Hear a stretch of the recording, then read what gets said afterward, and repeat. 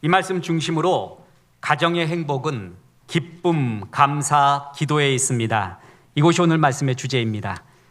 민족 고유의 명절 한가위에 맞아서 우리 성도님들의 가정에 거룩한 예배와 기도와 찬송, 웃음과 소망, 그리고 이웃을 향한 전도 선교, 구제의 문이 열려 있기를 주 예수의 이름으로 축원합니다. 설교 때 자주 말씀드렸듯이 만물에는 결이 있습니다. 사람의 숨에도 숨결이 있듯이 인생에도 결이 있습니다. 그 결대로 살 때 가장 행복한 주의 뜻이 이루어집니다. 성도의 결을 오늘 본문이 말하는데 그것은 항상 기뻐하는 것입니다. 쉬지 말고 기도하는 것입니다. 범사에 감사하는 것입니다. 이 험한 세상에서 기쁨, 감사, 기도를 유지하며 산다면 정말 거룩하고 행복한 종이고 가장 충만한 삶일 것입니다.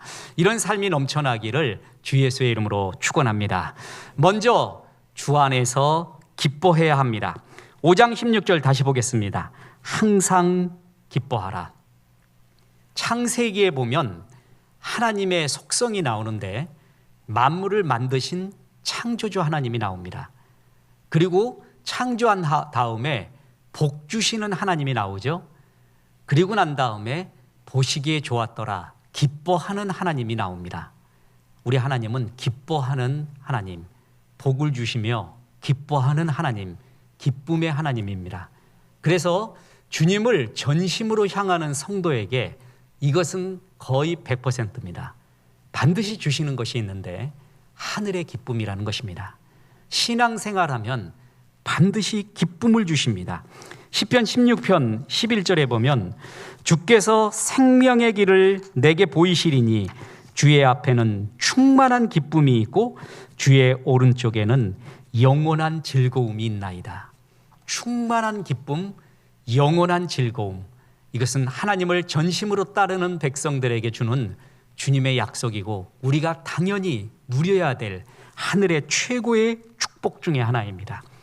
신약에 나오는 복음이라는 말, 굿뉴스라는 말을 헬라어로 하면 유앙겔리온이라고 말하는데 유앙겔리온의 원래 뜻은 즐겁다, 기쁘다, 희락이 넘친다라는 뜻입니다. 복음 자체가 기쁨을 전제로 한다라는 것입니다. 구원, 복음의 다른 이름은 기쁨입니다. 복음은 상처 입은 자를, 억눌린 자를, 고난당하는 자를 기쁘게 하고 찬송하게 하고 춤추게 하고 하늘의 기쁨으로 뛰놀게 하는 것, 그것이 복음의 능력입니다. 꽃들은 하늘의 은혜를 믿고 염려하지 않기에 그렇게 얼굴이 고운 것입니다. 그야말로 빛나는 것입니다. 신실한 주의 종들, 하나님 안에 있는 사람들의 특징은 그 얼굴과 마음에 하늘의 기쁨이 있다라는 것입니다. 만약 내가 그것이 없어요, 잘못된 신앙생활을 하는 것입니다. 주님이 약속을 했고 주님이 이것을 주시기로 기원하고 있습니다. 그래서 주의 백성들은 이 주 안에서의 기쁨을 항상 누려야 됩니다. 우리는 얼마 전 영국의 엘리자베스 2세 여왕의 죽음의 소식을 들었습니다. 영국인들이 참 존경하는 엘리자베스 여왕, 그리고 처칠 수상이 있습니다. 이 둘은 공통점이 있습니다. 항상 유머가 있었습니다. 여백이 있었고요, 여유가 있었습니다. 결코 웃을 상황이 아닙니다. 결코 여유 있을 상황이 아니거든요. 이럴 때 늘 지도자가 심각해 있잖아요. 늘 위기라고 말하잖아요. 지쳐버립니다. 진짜 위기 때 힘을 발휘하지 못합니다. 이들의 특징이 여유가 있었고 유머가 있었고 웃음이 있었고, 그래서 그 온화한 웃음을, 여유를, 유머를 영국인들의 가슴에 늘 새겨져 있었고 잊지 못하고 있는 것입니다. C.S. 루이스의 악마의 이야기 스크루테이프의 편지에 보면 마귀의 여러 속성이 나오는데 그 중에 하나가 뭐냐면 마귀는 유머를 알지 못하는 존재라고 했습니다. 마귀는 두 가지가 없습니다. 회개가 없습니다. 그리고 유머가 없습니다. 기쁨이 없는 존재라는 것입니다. 내가 하늘의 기쁨이 없다, 신앙생활을 하는데도 그럼 뭔가 잘못되어 있습니다. 뭔가 핀이 어긋나 있습니다. 주님은 우리에게 반드시 신앙생활하는 우리에게 하늘의 기쁨을 주기를 원합니다. 이 기쁨의 정체를 좀 더 자세히 알기 위해서는 빌립보서 4장 4절을 봐야 됩니다. 보십시오. 주 안에서 항상 기뻐하라. 내가 다시 말하노니 기뻐하라. 바울 사도는 빌립보 차디찬 감옥에서 죽음을 앞두고 있습니다. 감옥에서 죽음을 앞두고 기뻐하라. 편지를 보내는데 다시 말하노니 기뻐하라. 있을 수 있는 얘기일까요? 너무나 상투적이고 뻔한 멘트일까요? 그렇지 않습니다. 그는 이것이 얼마나 소중한지를 알고 있기 때문에 기쁨을 이야기하고 있습니다. 그런데 여기서 주의해야 될 것이 있습니다. 주 안에서 기뻐하라 라고 말합니다. 이 빌립보서 4장 4절 퀴즈를 내드립니다. 제 퀴즈는 어렵지 않다 그랬죠? 4장 4절 전에는 뭐가 있었겠습니까? 3절, 그 다음에는, 그 전에는 2절, 그 전에는 1절. 여러분의 IQ로는 주님을 따르기에 충분합니다. 아무 염려 말고 주님을 충분히 따르시기 바랍니다. 빌립보서 4장 4절에 나온 배경인 빌립보서 4장 1절에 이런 구절이 나옵니다. 그러므로 나의 사랑하고 사모하는 형제들, 나의 기쁨이요 면류관인 사랑하는 자들아, 이와 같이 주 안에서 서라. 4장 4절에 뭐라 그랬죠? 주 안에서 기뻐하라. 4장 1절에 뭐라 그랬죠? 주 안에서 서라. 주님과의 바른 관계에서 나오는 기쁨을 의미합니다. 다시 말해서 항상 기뻐하라고 할 때 정신병자처럼 뇌를 어디다가 놔두고 온 것처럼 무조건 헤헤거리라는 것이 아니에요. 주 안에서의 기쁨이 너희 가운데 항상 있도록 그것을 추구하고 기도하고 바라보라라는 얘기입니다. 기쁨에도 질이 있습니다. 낮은 차원의 기쁨이 있고요, 높은 차원의 기쁨이 있습니다. 낮은 차원의 기쁨은 이른바 세상 기쁨입니다. 낮은 차원의 기쁨은 육신의 정욕, 안목의 정욕, 이생의 자랑이 채워질 때의 기쁨입니다. 그것도 분명 기쁨이지만 세상의 기쁨이고 낮은 기쁨이고 일시적이고 그림자가 많고 그리고 허무한 기쁨이 세상의 기쁨입니다.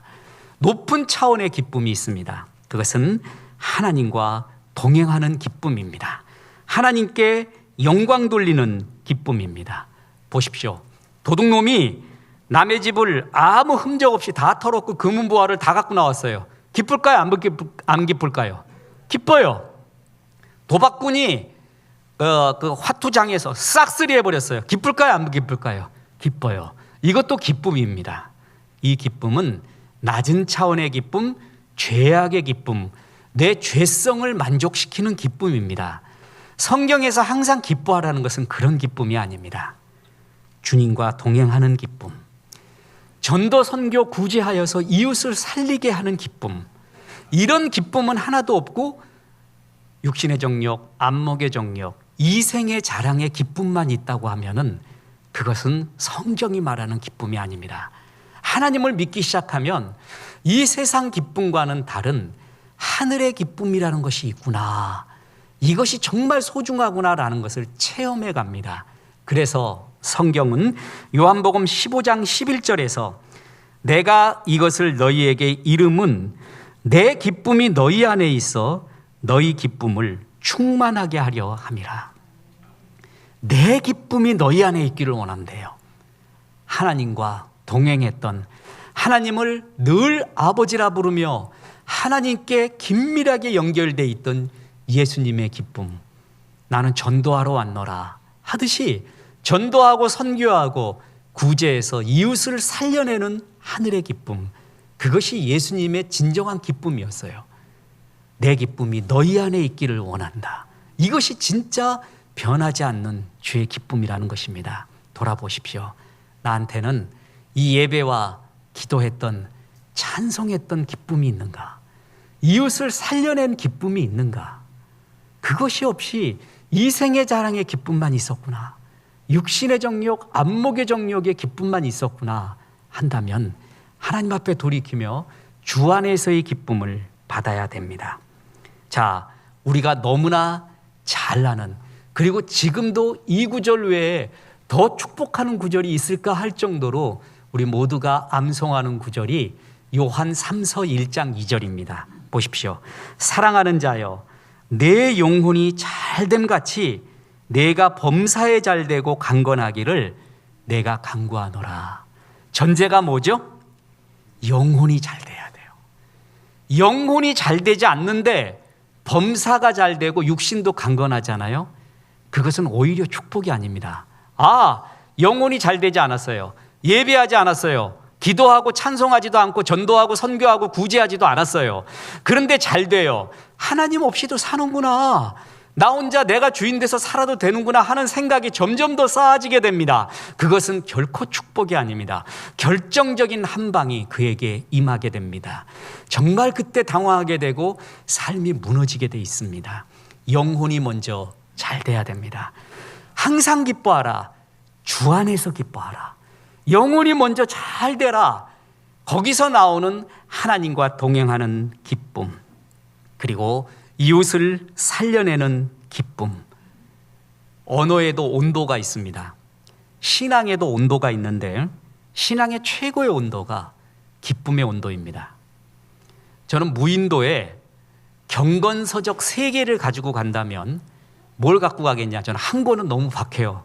그러기엔 답하기에는 머리가 너무 아파요. 너무 많아서. 근데 3권을 가지고 가려면은 그 중에 한 권이 뭐냐면 게리 토마스의 영성에도 색깔이 있다라는 책입니다. 참 좋은 책입니다. 이게 절판이 된 게 너무 아쉽고 누군가 멋지게 현대풍으로 잘 번역해서 다시 내놔야 될 책입니다. 영성도 여러 영성이 있어요. 영성이라는 것은 하나님께 다가가는 방법이거든요. 그리고 신앙의 기쁨의 방법이에요. 여러 기쁨이 있는데 그중에 정말 권해주고 싶은 영성의 색깔이 있습니다. 존 파이퍼 목사님 하면 떠오르는 영성, 기쁨의 영성이에요. 평생 기쁨의 영성을 가지고 있는 사람이 그렇게 좋습니다. 그 옆에 있으면 나도 기뻐져요. 그 환한 얼굴에 나도 똑같이 환해집니다. 근데 어떤 사람은 똑같이 예수 믿어도 항상 심각해요. 항상 불만이에요. 항상 문제예요. 그것만 보여요. 그거 보는 것도 영성 중에 하나지만 권해주고 싶은 게 그겁니다. 기쁨의 영성이 가득하세요. 항상 기뻐하라. 주 안에서 기뻐하라. 기뻐할 때 진짜 기쁨이 더 임하게 돼 있습니다. 좋은 일이 있을 때 기뻐하는 게 아니라 기뻐하면 훈련을 하고 주 안에서 기뻐하는 훈련을 할 때 진짜 좋은 일들이 많이 생깁니다. 너는 기쁨 관리를 잘하는구나. 더 주마. 더 웃네? 야, 너만 웃는 게 아니라 이웃까지 웃게 하네? 더 기쁨 주마. 내가 너 기쁨 줬는데 네 얼굴은 맨날 그 어디 지하실에 가 있냐? 네 얼굴은 왜 맨날 그 모양이냐? 줘도 무슨 소용이 있니? 그러면 주시겠습니까? 항상 기뻐하라. 주 안에서 기뻐하라. 영혼이 잘 되는 기쁨을 추구하라. 이것이 너희를 향한, 너희 가정을 향한 주의 뜻이라고 합니다. 두 번째 뜻이 있습니다. 일상에서 감사해야 됩니다. 오늘 본문 다시 보겠습니다. 5장 16절. 항상 기뻐하라. 쉬지 말고 기도하라. 범사에 감사하라. 이것이 그리스도 예수 안에서 너희를 향하신 하나님의 뜻이니라. 여기서 나오는 단어 보십시오. 항상, 쉬지 말고 범사. 모든 일이라는 거죠. 너와 관계된 모든 일, 그리고 모든 일상에서 감사라는 것입니다. 좋은 일 있을 때 감사하십시오. 아무 일 없을 때도 감사하십시오. 어떤 일이든 감사의 훈련, 그리고 감사가 우리를 지키게 된다는 것입니다. 보십시오. 우리는 죄성이 있잖아요. 그리고 악한 감정이 없는 사람이 없습니다. 악독, 미움, 질투, 시기, 이런 감정이 다 있어요. 없는 사람, 이게 없는 사람, 그것은 인간이 아니므니라. 인간이 아니에요. 정상이기 때문에 있습니다. 죄성이 있어서요. 그러나 설교 때 항상 말합니다. 쓰레기는 쓰레기통에 있어야 됩니다. 보십시오. 어느 교회도, 어느 가정도, 어느 나라도, 어느 개인도 이런 휴지 쓰레기가 없는 사람은 없습니다. 누구나 있습니다. 그런데 무슨 차이가 있냐 하면 그 쓰레기를 쓰레기통에 넣는 사람이 있고요. 그 쓰레기가 안방을 차지하고 있는 가정이 있습니다. 만약에 교회가 아름답게 지어졌어요.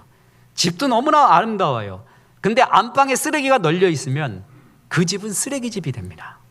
미움, 악독, 실패, 좌절, 시기, 괴로움 없는 사람 없습니다.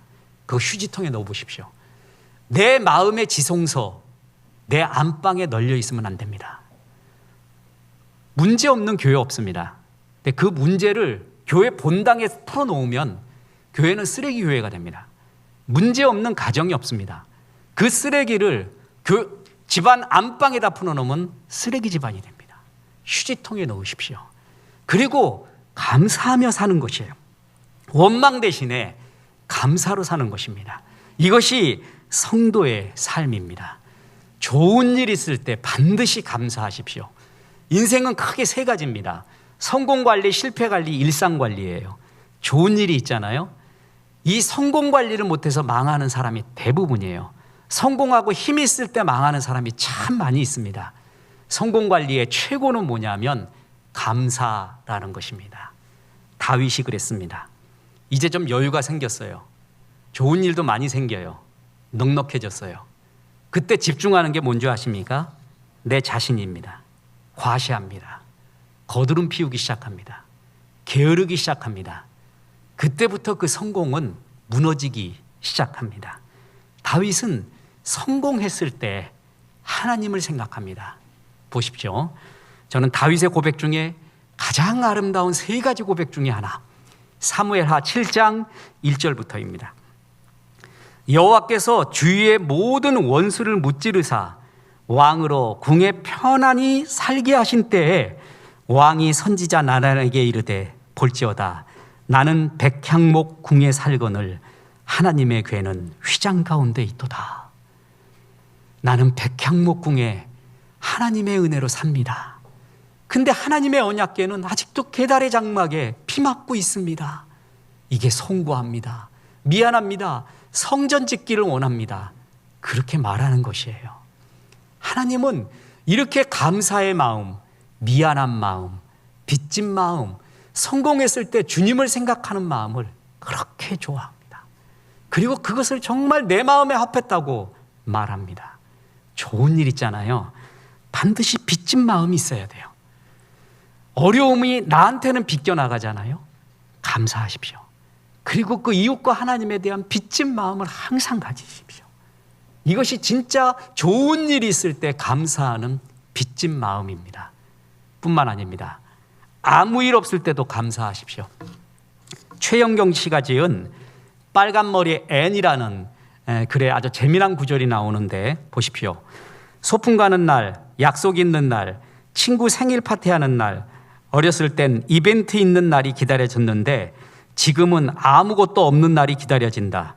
회사 안 가는 날, 약속 없는 날, 친구 결혼식 없는 날, 부디 아무 일 없어야 할 텐데. 축제가 벌어지는 날은 축제를 해서 좋습니다. 깃발을 꽂잖아요.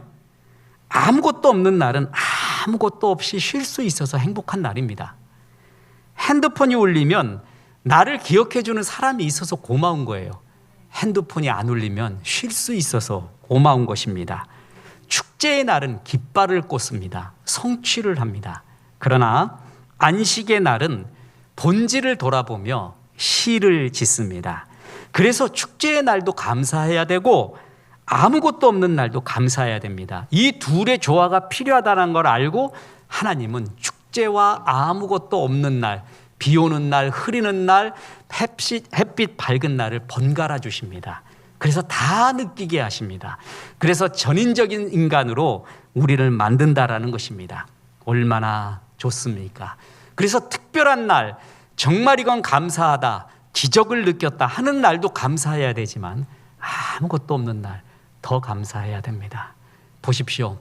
지금 몇 년 동안, 몇십 년 동안 교회 다니는데 교회 올 때 아무 사고 없어요.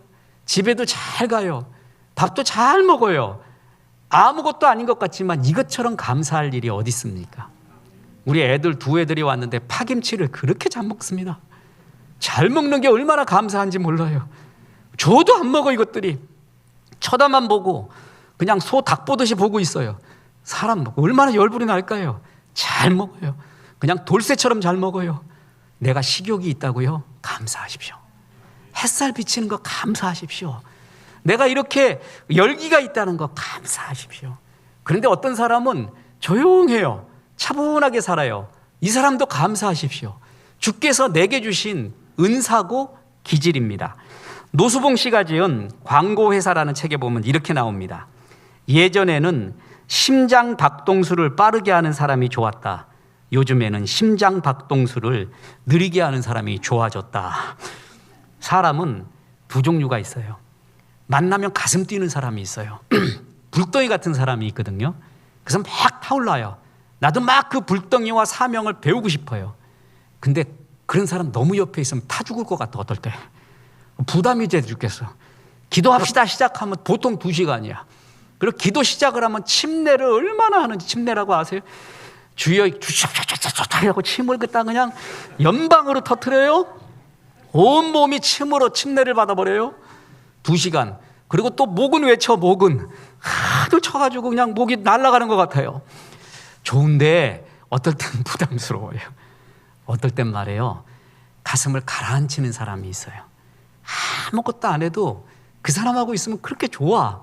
근데 이 사람이 나한테 뭐 불덩이를 주거나 사명을 주는 게 아니에요. 그냥 이 사람과 아메리카노 먹으면서 불멍 때린다는 거 아세요? 불멍 때리고 있어요. 물 보고 물멍 때리고 있어요. 노을 보고 노을멍 때리고 있어요. 멍하니 하늘 보고 있어요. 그렇게 가슴을 뛰게 하지는 않지만 가슴을 가라앉히는 사람도 필요합니다. 가슴 뛰게 하는 날도 필요하지만 가슴을 가라앉히는 날도 필요하거든요. 하나님은 이걸 번갈아 주세요. 그래서 특별한 날도 감사하고 아무 일 없는 날도 감사하십시오. 죽은 장영희 교수가 그랬습니다. 언제 죽을지 모르잖아요. 강은교 교수님, 시인도 그렇습니다. 젊을 때 이 뇌를 냈어가지고 지금도 아프대요. 그렇게 통증이 있대요. 이런 사람들의 특징이 뭔지 아십니까?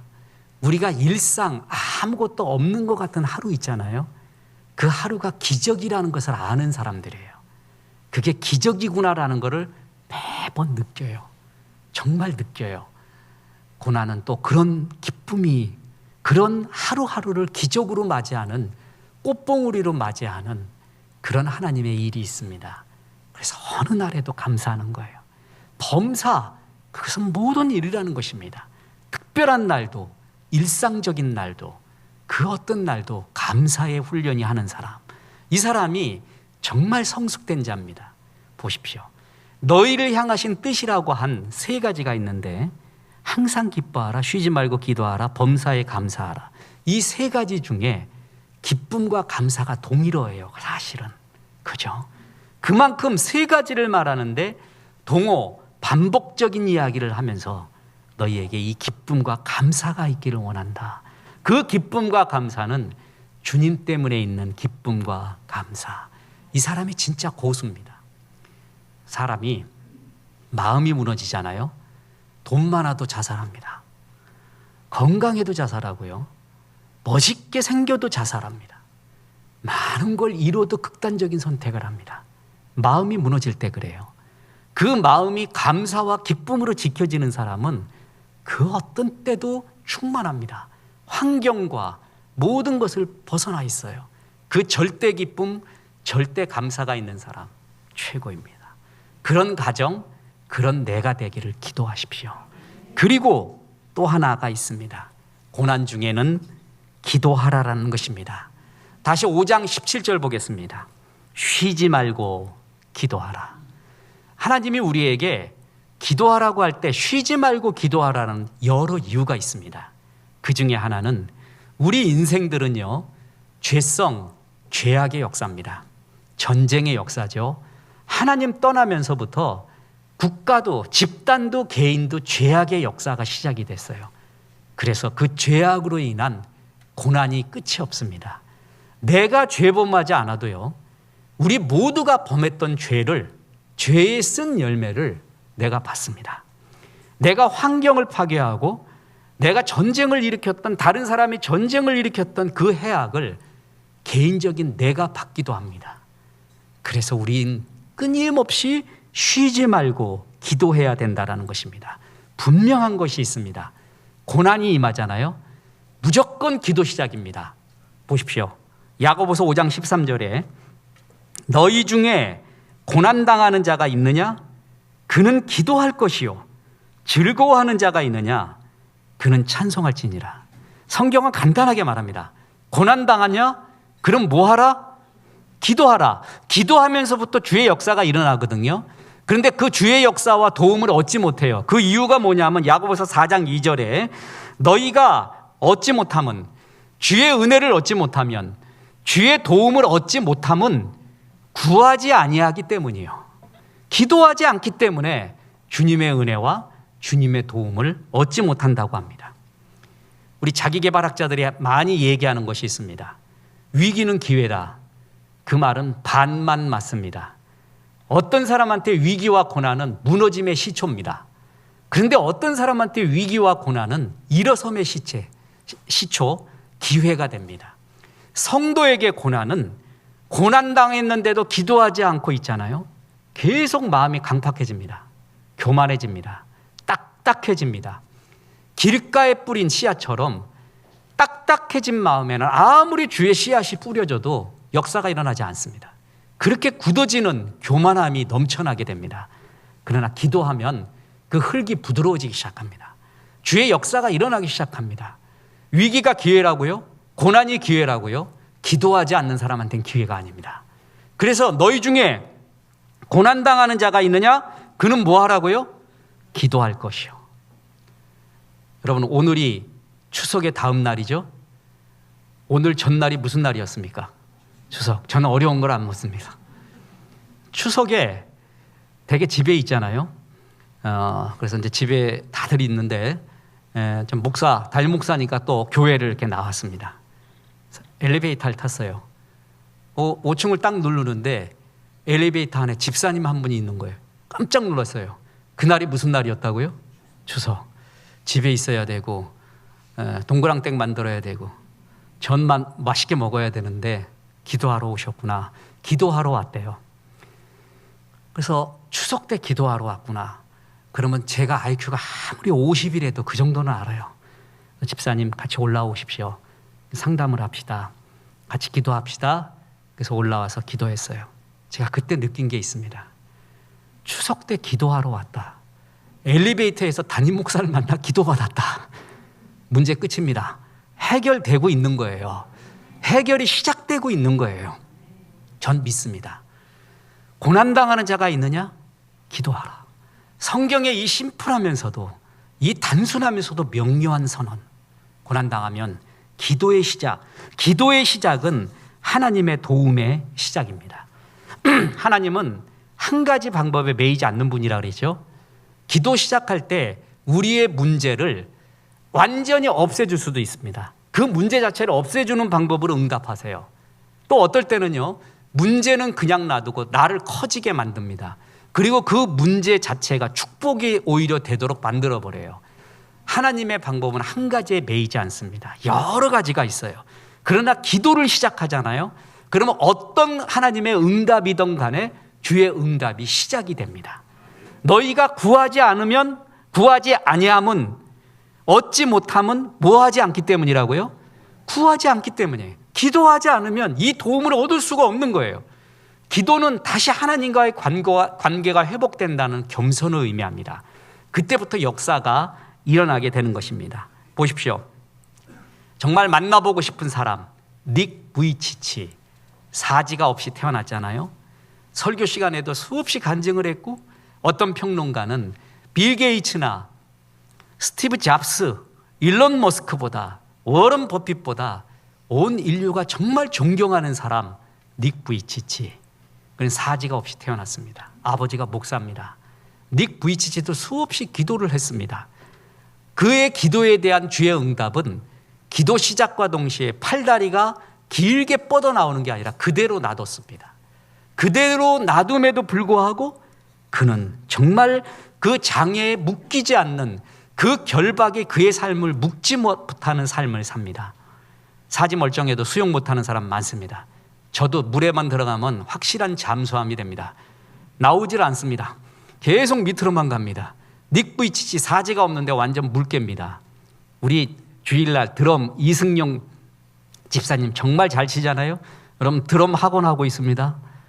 이런 전문 실용음악 나와갖고 드럼 학원도 하고 거기서 뭐 여러 이제 가수도 만들고 뭐 하고 조금 멀어서 문제야. 그런데 마음 있으면 가십시오.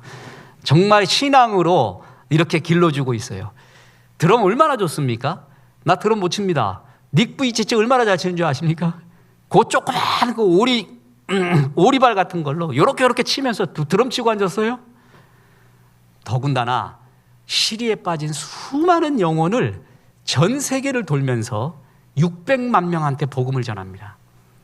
특히 자신이 불행하다고 느끼고 좌절 속에 있는 청소년들이 닉 부이치치를 만나면 그렇게 감동을 합니다. 전부 감동을 먹습니다. 그래, 내 불행보다 더 큰 사람이 저기 있는데 그를 하나님이 쓰시는구나. 다시 말합니다. 하나님은 기도 시작하면요, 문제를 없앨 수도 있습니다. 그러나 문제를 놔두고 문제가 문제되지 않게 만들어버려요. 축복의 통로가 되게 할 수도 있습니다. 바울 사도를 보십시오. 평생 육신에 가시 갖고 고생을 했잖아요. 없애달라고 크게 3번 하나님 앞에 결단의 기도도 해봤습니다. 안 됐습니다. 대신에 깨달은 게 뭡니까? 의원 누가를 붙여줍니다. 평생 의원 누가가 옆에 있게 만듭니다. 그는 그때 그 사람과 동행하는 법을 알아요. 사람한테 정말 마음을 내어놓고, 야, 내 몸이 이런데 내 몸 아픈 거 위해 기도해줘. 또 어떻게 돼야 돼? 정말 겸손하게 말했을 것입니다. 뿐만 아니라, 주님, 내가 사도 바울이라고 말하고 신약 성경의 대부분을 만들었지만, 기록했지만 저 아무것도 아닌 거 주님 앞에서 잘합니다. 이렇게 연약한 종입니다. 바로 그럴 때, 그런 고백을 할 때 가장 강함이라, 내가 약할 때가 가장 강함이라 했어요. 그래서 그것이 능력이 머무는 하나님의 은혜였다고 말합니다. 기도를 시작하면 전 바라기는 문제가 없어지기를 바랍니다. 여러분의 은혜. 그러나 문제가 있지만 문제가 안 될 수가 있습니다. 나를 크게 하십니다. 메뚜기에게 1cm의 상처는 죽음에 이르는 상처인데, 코끼리와 하마한테 1cm의 상처는 상처도 아니라 모기가 거시기한 거하고 똑같습니다. 나를 크게 합니다. 그것이 축복의 통로가 되게 합니다. 어떤 방법이 이룰지를 모릅니다. 전 그래서 성도에게, 고난당하는 성도에게 꼭 말할 수 있는 것이 있습니다. 하나님이 어떤 방법으로 역사하실런지는 모릅니다. 그러나 한 가지 약속할 수는 있습니다. 기도를 시작을 하시면 하나님은 이 고통을 이기는 능력과 힘을, 하나님의 역사를 반드시 시작합니다. 이거는 약속드릴 수 있습니다. 고난이 참 많았던 이랜드의 박성수 회장님, 죽을 고비도 많이 넘기고 사업에서 죽고 싶은 일도 많이 있었고, 그가 했던 것은 그때마다 기도하는 것입니다. 그런데 그의 간증을 들어보면 기도하면은 어떨 때는 기적적인 역사가 일어난대요. 문제가 풀어지는 역사가 일어난대요. 그건 기적이래요. 그런데 어떨 때는 아무 문제도 풀어지지 않는데요. 그런데 하나님의 말씀대로 살 힘을 주신대요. 하나님이 이거 아무것도 아니라고 말하면서 내 마음을 지켜주는 주의 기적을 체험한대요. 다시 말합니다. 기도 시작하면 어떤 방법으로 하나님이 역사하실런지 모르지만 역사의 시작입니다. 그래서 고난당하는 자가 있느냐? 뭐 할 것이요? 기도합니다. 기도해야 됩니다. 그럴 때 주의 역사가 일어나게 됩니다. 저는 하나님이 왜 꼭 고난이라는 방법으로 말씀을 하시는가? 그거는 모르겠습니다. 그건 천국 가서 물어봐야 됩니다. 목회 시작한 이래로 지워지지 않는 영원한 주제가 고난입니다. 그리고 우울증이라는 것입니다. 현대 너무나 많은 사람이 겪고 있어서 이거에 대한 주의 뜻이 뭘까?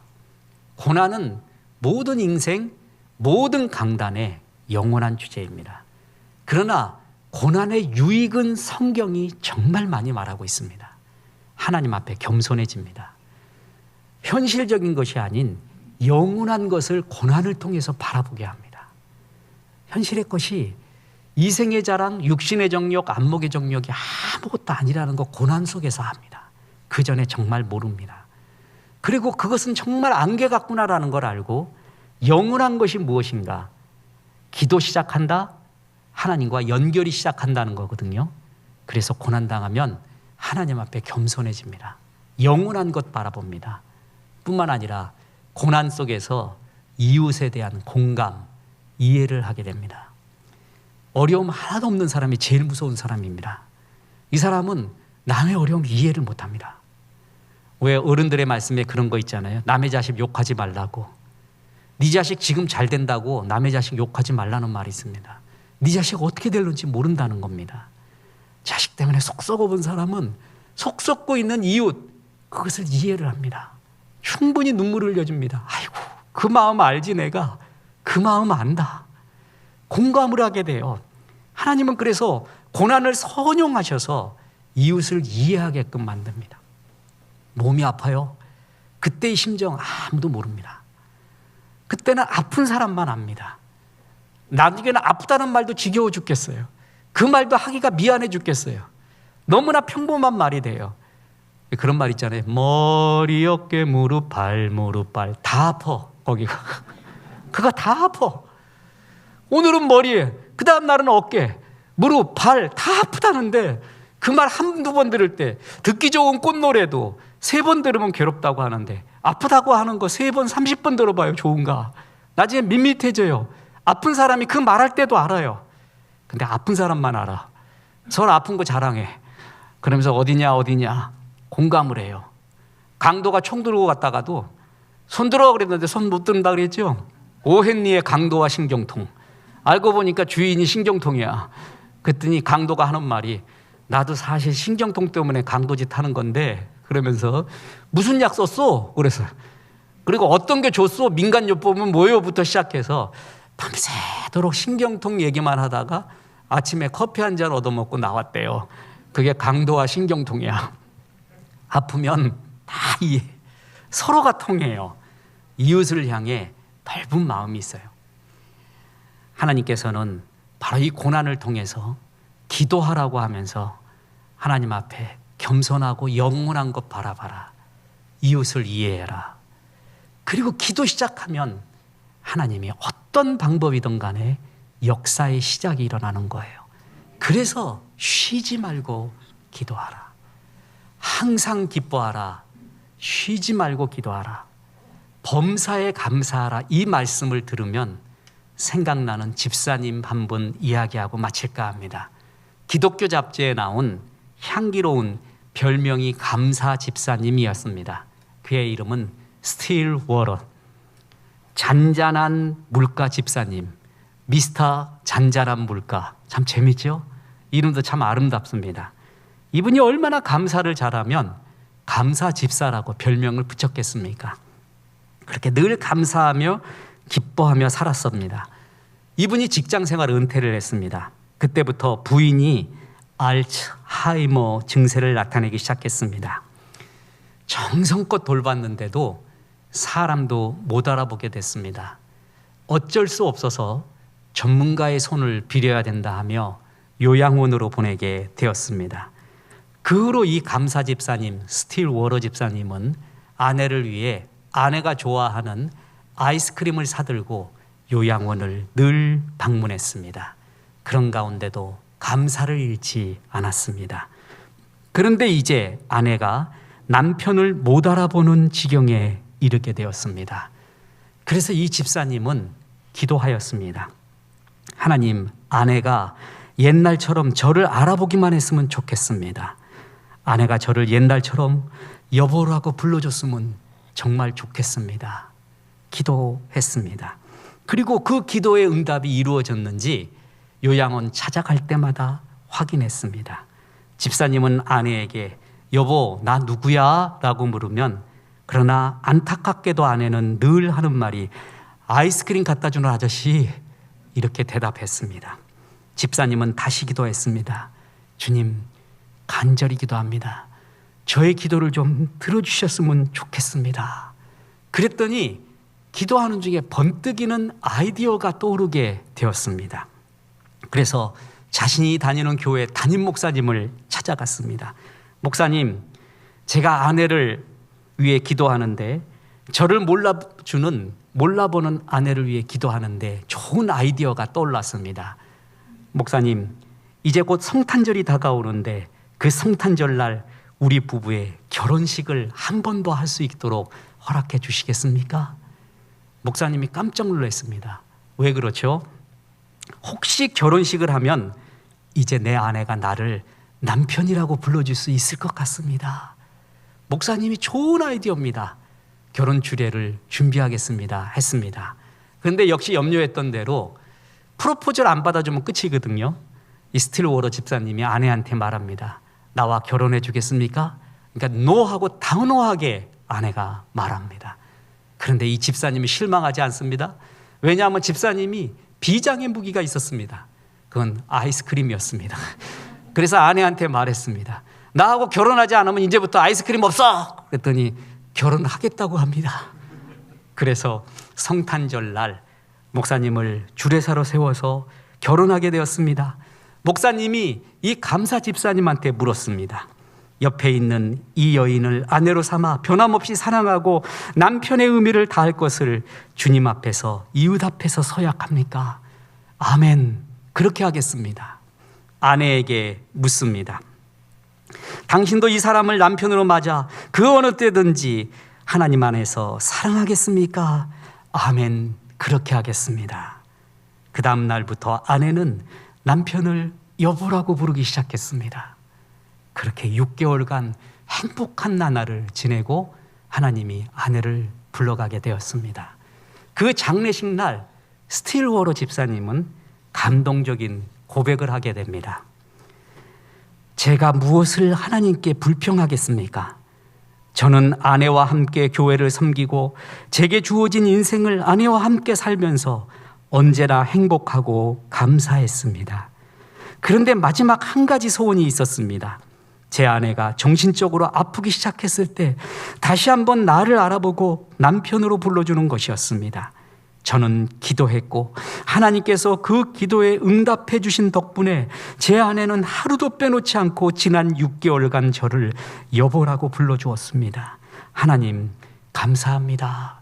감사합니다.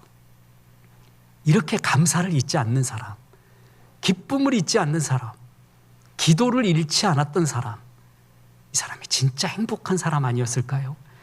이 집사님의 처지가 되었을 때 우리는 여러 해석이 가능할 것입니다. 그런데 그는 감사를 잃지 않았습니다. 기도를 잃지 않았습니다. 기쁨을 잃지 않았습니다. 이런 사람을 어떤 악한 마귀가 건드리겠습니까? 어떤 누가 건드리겠습니까? 그래서 주님이 말합니다. 항상 기뻐하라. 쉬지 말고 기도하라. 범사에 감사하라. 이것이 너희의 삶의 마음에 있는 한 그 어떤 위기도 고난도 너희를 이기지 못한다. 이것이 너희를 향하신, 너희 인생을 향하신, 너희 가정을 향하신 나의 뜻이니라 라고 말합니다. 기도와 감사와 기쁨이 넘치는 가정 되시고 그런 개인 되셔서 한 번밖에 없는 인생, 주 앞에 충만한 인생, 하나님의 이 풍성함을 전하는 인생 되시기를 주 예수의 이름으로 축원합니다. 우리 하나님 말씀 생각하며 그날이 도적같이 찬송합니다.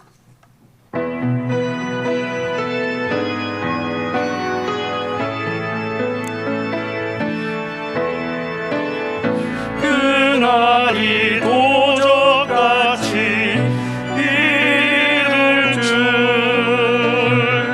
너희는 모르느냐. 늘 깨어 있으라. 잠들지 말아라. 주님과 동행하라.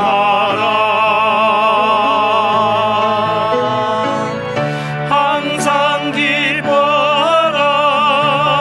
쉬지 말고 기도하라. 범사에 감사하라. 이는 예수 안에서 너희에게 향하신 하나님 뜻이니라. 항상 기뻐하라. 쉬지 말고 기도하라. 항상 기뻐하라.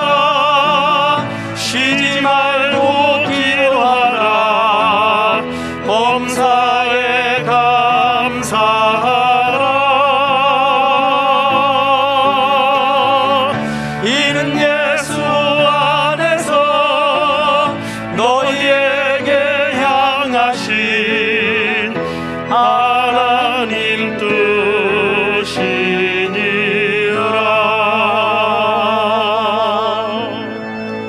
이제는 우리 구주 예수 그리스도의 은혜와 하나님의 크신 사랑과 성령님 항상 기뻐하라, 쉬지 말고 기도하라, 범사에 감사하라 말씀하심이 이 말씀에 아멘 하며 하나님의 뜻을 이루는 가정, 뜻을 이루는 인생이 되기를 기도한 성도들에게 함께 하셔서 이제부터 끝날까지 크신 영광 받으시옵기를 우리 구주 예수 그리스도 이름으로 축원하옵나이다. 아멘.